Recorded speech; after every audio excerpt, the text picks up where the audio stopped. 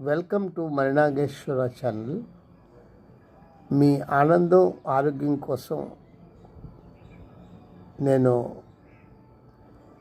భగవద్గీత నుంచి ఒక అతి ముఖ్యమైన విషయాన్ని చెప్తున్నాను.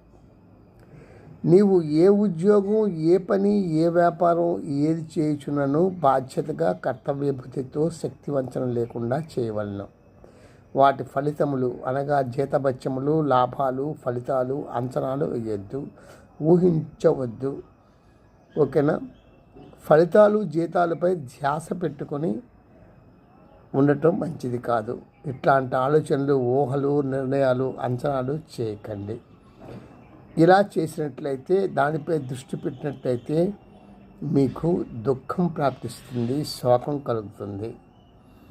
కంగారు, యాంగ్జైటీ, తర్వాత బాధ ఇవన్నీ మీరు పొందవచ్చు. అందుచేత ఇలాగా మీరు చేయకండి.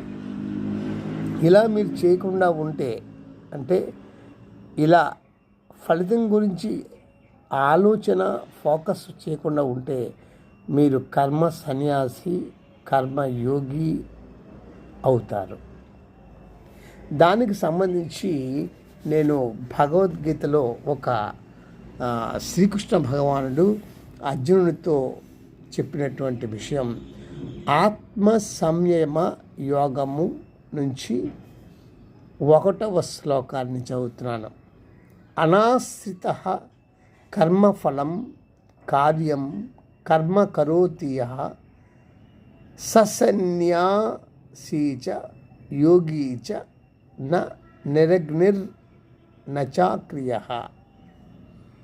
కర్మఫలము నాశింపక కర్తవ్య కర్మలను ఆచరించువాడే నిజమైన సన్యాసి మరియు నిజమైన కర్మయోగి.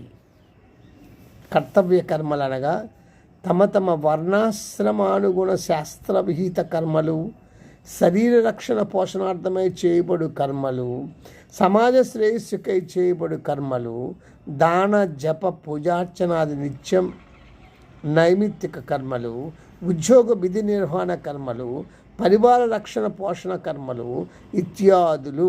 వీటిని విద్యుక్తముగా యథాయోగ్యముగా కర్తవ్య బుద్ధితో శక్తివంచన లేకుండా చేయుచుండవలెను.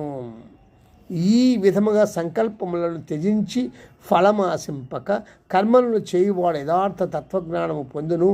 అప్పుడు అతడు కర్మ సన్యాసియు, కర్మయోగియు అని భావించబడును. ఇది ఆత్మ సంయమ యోగంలో మొదటి శ్లోకంగా చెప్పబడినది.